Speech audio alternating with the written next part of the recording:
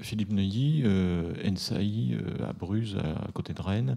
À propos du développement durable, est-ce que vous avez eu l'occasion de mener des études de prospective qui dégagent un certain nombre de perspectives ou d'inflexions prévisibles qui peuvent arriver, et Oui. quelles sont-elles, s'il vous plaît? Alors, malheureusement, je peux vous en parler que sur les zones où j'ai travaillé, à savoir le Maroc et l'Afrique, donc à travers cette étude que nous avons fait là. Alors sur la France, on en a fait quelques-unes, mais qui remontent à plus longtemps, et je pense qu'il y aurait besoin d'être creusé à nouveau. Les deux traits particuliers dont je me souviens sur la France, c'est clairement le stress hydrique. Alors, l'un qui apparaît au nord à partir entre 2015 et 2020, sur le Nord-Pas-de-Calais notamment, mais dû à un phénomène qui est la dégradation de la biosphère plus que le changement climatique. C'est le fait que les puits de mines aient été laissés à l'air libre et qu'ils aient été inondés, et ensuite que le lessivage ait contaminé les nappes. Et donc là, on a un vrai souci de stress hydrique là-haut. On a un autre gros souci de stress hydrique qui là est lié au changement climatique, qui arrive par l'arrière-pays du Var, toute la zone derrière Grasse, Nîmes, etc. Où là, par exemple, on était en stress hydrique en général 2 mois de l'année. Maintenant, on est passé à 6 mois de l'année. Et du coup, on est en train d'avoir cette continuation qui apparaît tout le long du Languedoc-Pyrénées, et notamment une des conséquences, assez paradoxale aussi, mais une des conséquences, c'est la diminution de nos domaines skiables, que ce soit en Pyrénées, mais aussi dans les Alpes. Voilà, ça c'est les highlights qui sont un peu les plus intéressants, enfin ceux dont je me rappelle sur la France, avec peut-être un petit dernier quand même, qu'on a commencé à voir apparaître en Aquitaine, qui est l'effondrement du tracé de côte, enfin la modification du tracé de côte sur la partie Aquitaine, où on voit qu'il y a des glissements de terrain de plus en plus fréquents et une modification assez forte du tracé de côte. Alors il y a l'Aquitaine, mais il y a évidemment, il devrait y avoir quelque chose comme ça du côté d'Étretat aussi, enfin sur toutes les zones crayeuses qui sont plus sensibles à ces choses-là. Donc le tracé de côte. Et alors il y avait une hypothèse là il aurait fallu suivre les indicateurs, mais ça c'est un peu la limite à partir du moment où nous on n'est pas chercheurs à temps plein, puisqu'on n'est pas financé pour ça. On étudie que quand on a une commande. Donc quand entre deux commandes, on ne sait pas ce qui se passe. Donc là en l'occurrence je ne sais pas ce qui se passe, mais c'était la question de la salinisation de la baie de Somme qui posait problème, parce qu'il semblait qu'il y avait de plus en plus de salinisation qui apparaissait. Donc là, il faudrait maintenant aller regarder où ça en est exactement. Donc ça, c'était pour la partie France. Alors quant au Maroc, je pourrais vous en parler pendant 3 heures, mais les points principaux, sans doute, c'est stress hydrique. Là, on a passé le pic, c'était 2017. Donc on est passé en stress hydrique relatif, on est en train d'évoluer vers le stress hydrique absolu. Vous avez donc, on sait qu'on va à peu près déplacer 2 millions de population de la partie Maroc, c'est une bande comme ça, de la partie nord-est vers la partie nord-ouest, nord-nord-ouest, parce qu'en fait le Maroc en fait a trois zones climatiques, une zone aride, une zone semi-aride, une zone tempérée. La zone semi-aride ne bouge pas. Assez curieusement, en fait, c'est pas là que se produit que l'impact du changement climatique n'aura pas lieu là. Elle aura lieu sur la zone semi-aride. Et la zone semi-aride, en fait, est en train de monter sur la zone tempérée. Donc la zone tempérée, à horizon 2010, elle aura été réduite de 2 tiers. 2 tiers. C'est pas rien. Donc ça veut dire qu'en passant en zone semi-aride, on passe en zone où il faut complètement revoir toute l'agriculture. Toute l'agriculture, avec en plus un problème évidemment de désertification. Là, on a un vrai gros souci. Et il se trouve qu'aujourd'hui, alors c'est toujours ces fameux paradoxes, je ne sais plus qui d'entre vous le mentionnait tout à l'heure, qui nous oblige enfin à regarder les choses autrement que où c'est blanc ou c'est noir. Il se trouve que le Maroc va souffrir de stress hydrique, donc d'aridité, d'accord ? Mais aujourd'hui, est-ce que vous savez quel est l'événement climatique qui tue le plus de gens au Maroc ? Bravo. Ce sont les inondations. Et on a des flash floods, je ne sais pas comment on dit, des inondations flash, quoi, enfin des pluies flash énormes qui arrivent et qui, comme sur des terres qui ne sont absolument pas prêtes à ça, Et donc, ça, avec des glissements de terrain, des éboulements, des coulées de boue. Donc, cette année, ça va à peu près, mais l'année 2016, par exemple, a été ce qu'on appelle une année blanche, c'est-à-dire une année avec 0 production agricole. Donc, il y a des gros soucis. Alors après, sur l'Afrique elle-même, je dirais que alors, les deux soucis qui sont de mon concern, bref, je me sens concernée par ça. Je suis désolée, c'est d'un côté le fait que le Sahara est en train de s'étendre, notamment sur l'Algérie, on a une remontée absolument colossale. Donc c'est avec l'Algérie, on a 97% de la population sur 5% des terres. Et donc là, on est encore... Alors, il se trouve que j'avais travaillé pour le gouvernement algérien où on a essayé de décentraliser, de déconcentrer exactement la population en créant 7 villes nouvelles plus au sud.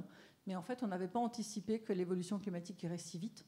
Et en fait, l'évolution climatique fait que nos chantiers, il faut quasiment qu'on les abandonne déjà parce qu'on n'arrive pas à aller plus vite que le changement climatique. Et c'est en train vraiment de casser le pays. Donc ça, c'est un gros souci. La montée donc tout ce qu'on appelle la bande sahélienne, cette fois, elle est en train, jusqu'à présent, le Sahel, c'était la partie entre la zone aride et la zone semi-aride. Mais on arrivait encore à avoir un peu de culture, on arrivait à entretenir des populations. Là, c'est terminé. La bande sahélienne telle qu'on l'a connue est définitivement aride. Donc, on a à peu près 150 millions de personnes qui vont de toute façon migrer, qui ont déjà commencé à migrer. Les Maliens, notamment, sont en train de remonter en masse, ce qui pose au Maroc, d'ailleurs, de gros problèmes. Mais on a des migrations climatiques en Afrique qui sont absolument conséquentes et qui vont être un gros problème. Donc, c'est pour ça qu'on a un gros concern là-dessus.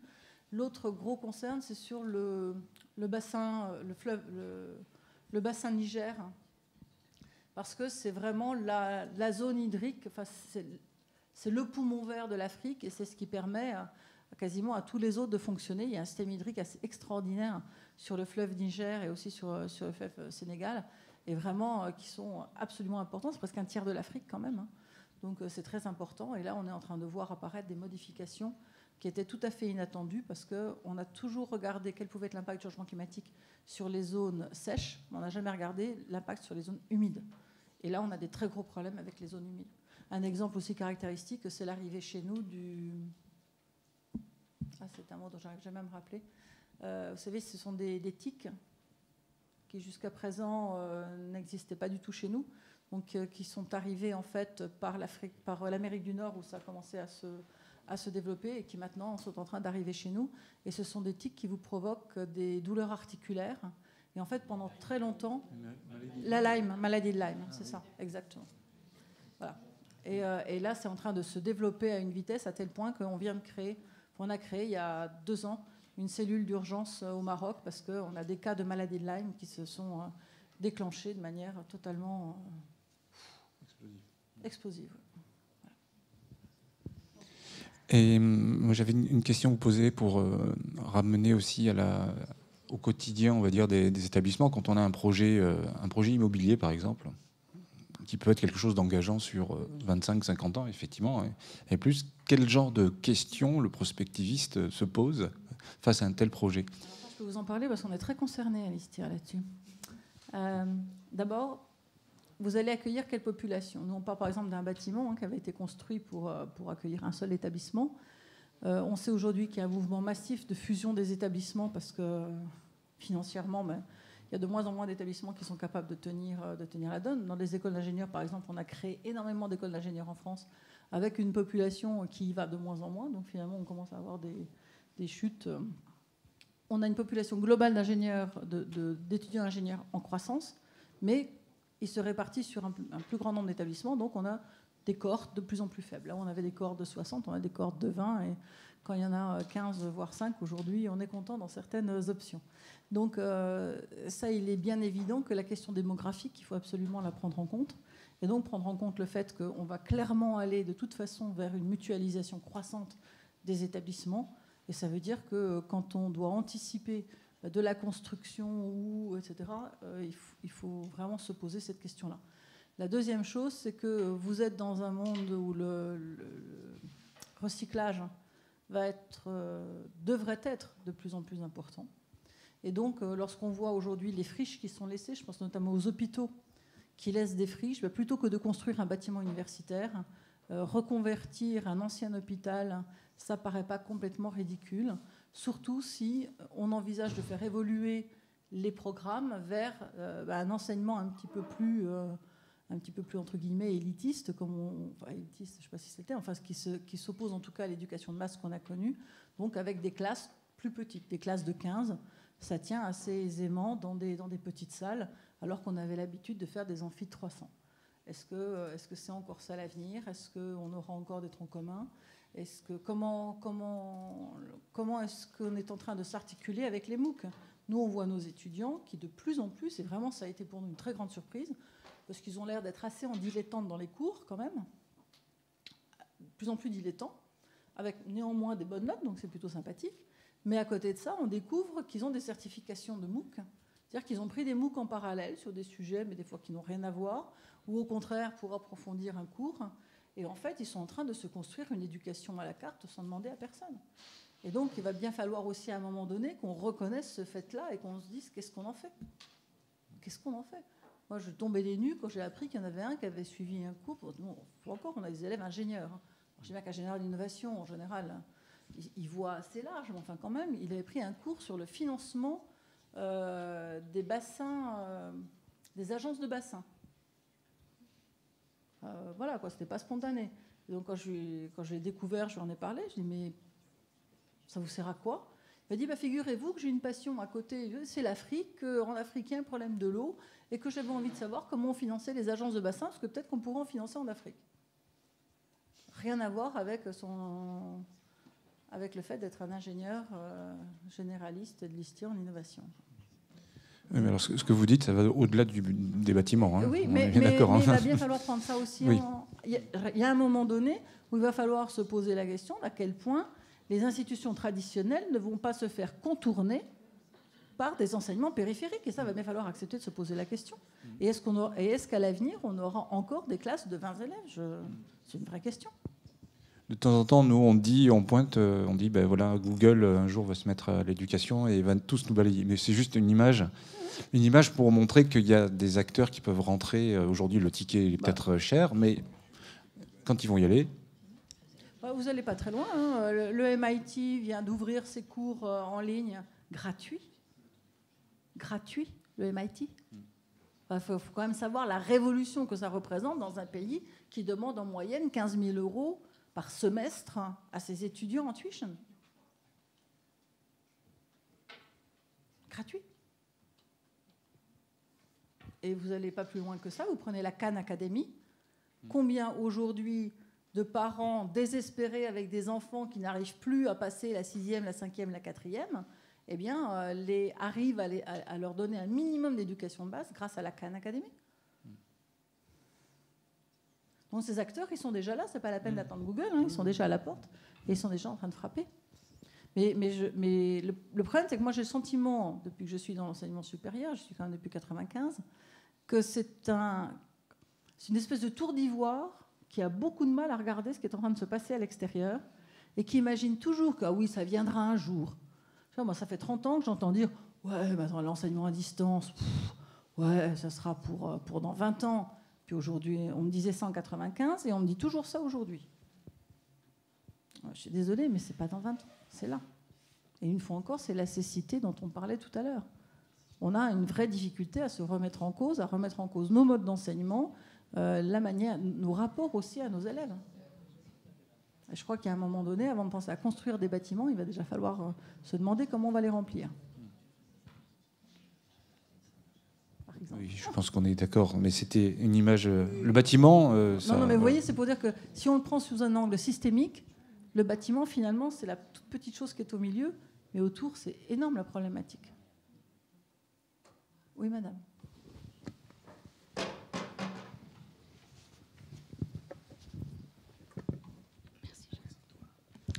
Julie Remy du REFED, Réseau français des étudiants pour le développement durable. Je vais revenir un peu en arrière, il me fallait le temps de bien poser et réfléchir à ma question. Par rapport au développement durable, qu'on pourrait finalement résumer à la survie des sociétés et de la planète, même si la planète, globalement, elle s'en fout. On a donc comme outil la prospective, la stratégie, et est-ce qu'il n'y aurait pas un troisième pan de ce triptyque qui serait le leadership? Et par leadership, j'entends cette capacité à avoir une vision, à la partager et, comme vous disiez tout à l'heure, à motiver et aspirer les acteurs.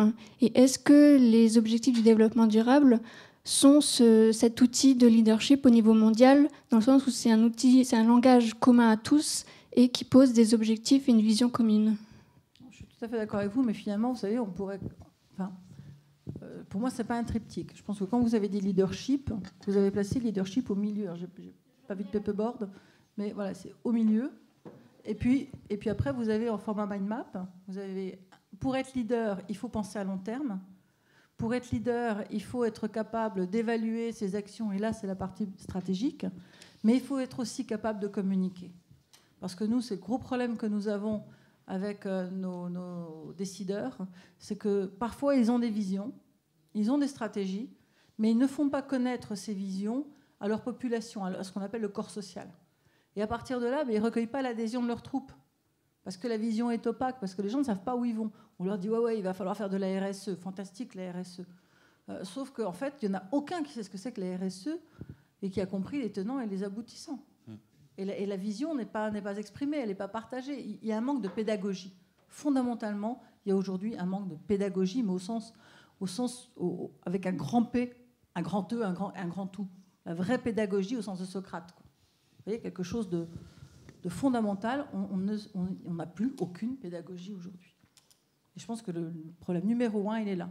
On est en train de créer des gens qui ont une autre intelligence que la nôtre, beaucoup plus diverse, beaucoup plus horizontale, beaucoup moins spécialisée, beaucoup moins verticale. Et ces gens-là, on ne sait pas comment s'adresser à eux et on ne sait pas comment les mobiliser. Alors qu'on va avoir besoin de faire appel à leur capacité de faire sens, à leur capacité à exprimer leurs aspirations et leurs motivations. Et le leader, c'est celui qui fait ça, qui donne du sens et qui sait comprendre vos aspirations et vous pousser dans vos motivations. Mais pour pouvoir faire ça, il faut qu'il soit pédagogue. Parce que quand on est dans un monde aussi complexe que le nôtre, il faut savoir être pédagogue. Et ça, c'est quelque chose dont on souffre le plus, je pense, en France. Plus que de la stratégie. Je me permets, justement, vous avez dit le mot RSE que je voulais entendre. Alors, je ne suis pas censé participer, mais je me permets, vu que vous êtes là. Je vous écoutais en fait tous hier et je m'aperçois en fait qu'il y a beaucoup d'échanges sur le mot RSE et développement durable. Donc, je voulais peut-être vous demander votre avis justement sur le terme développement durable. Est-ce qu'aujourd'hui, il est toujours à jour? Est-ce qu'il n'y aurait pas aujourd'hui une autre dénomination puisque, et puis surtout, la différence entre développement durable et RSE? Bon, la prochaine fois, vous vous tairez, d'accord? Merci. Alors, initialement, la RSE, qui d'ailleurs, c'est intéressant, est-ce que vous savez d'où est l'origine de la RSE? Indépendamment de ce qui est dit dans Wikipédia, mais quel est l'individu en France qui a été vraiment le promoteur de la RSE? En France. Non, pas conceptuellement, celui qui réellement l'a fait passer au niveau des lois et de tout ça, enfin l'influenceur en matière de RSE. Non? C'était Bébéar, le patron d'AXA. Ouais. C'était Bébéar, et Bébéar était absolument convaincu qu'une entreprise, pour pouvoir durer, alors je ne vous retrace pas l'histoire d'AXA, mais c'est un regroupement de petites mutuelles indépendantes, etc. Donc souci de préserver un esprit du fait maison, un peu de coups humains, etc. Et est très préoccupé par la question de l'éthique. Donc, il a créé, comme président, apparemment, ça lui laissait assez de temps libre, il a créé quelque chose qui s'appelle IMS, Entreprendre pour la Cité. Et c'est une espèce de fondation, une espèce de think tank, si vous voulez, qui très vite a commencé à produire des écrits sur le fait que les sociétés, les entreprises, en fait, ne sont pas des objets, j'ai envie de dire, bêtement et méchamment économiques. Ce sont des acteurs de la cité et des acteurs qui, au-delà de produire des biens, les échanger, etc., ont aussi une responsabilité dans la cité. Et initialement, c'est de cette réflexion-là que ça vient. la responsabilité sociétale des entreprises, donc telle que t'es pensée initialement la RSE, c'était le fait de dire une entreprise n'est pas qu'un sale objet économique de droite, mais ça peut aussi être un gentil objet non économique de gauche. C'était à peu près ça l'idée qu'il y avait derrière, dans une époque où ça se tirait dessus quand même à fond sur ces questions-là. Et effectivement, AXA a énormément investi dans des actions pour améliorer les villes, notamment des quartiers défavorisés, des endroits vraiment qui étaient problématiques. Alors, bien évidemment que derrière, il y ait une logique de vendre leurs boutiques, etc. Ça, on ne va pas discuter la chose. Et je peux vous dire que tous ceux qui aujourd'hui sont bien cotés en RSE, c'est pas pour rien. Aujourd'hui, le plus coté au monde, un des plus cotés au monde, c'est sans doute Danone, qui a une activité absolument extraordinaire sur le plan de la RSE. Maintenant, très objectivement, si vous faites la balance entre le résultat de leur action et l'investissement réalisé dans le domaine, s'ils devaient faire la même chose dans leur business, jamais ils ne le feraient. Jamais. En réalité, je suis désolée peut-être de casser un mythe, mais globalement, aujourd'hui, 80% des actions de RSE, c'est du budget com de l'entreprise. Et ça, il faut arrêter de se raconter des histoires, qu'on n'est pas au pays des bisounours. La réalité des choses, elle est là. Alors oui, c'est bien, ça permet d'aller creuser un puits quelque part, d'aller développer des trucs, de faire que quelques individus au chômage n'y soient plus. Vous avez peut-être souvenir, pour les plus anciens d'entre vous, du programme EDF. Quand EDF a commencé à fermer ses premières usines, c'était dans les années 80, début des années 80, je crois. Et à l'époque, on considérait que pour aider quelqu'un à créer son emploi quand il était viré d'EDF, EDF mettait sur la table 3 millions de francs.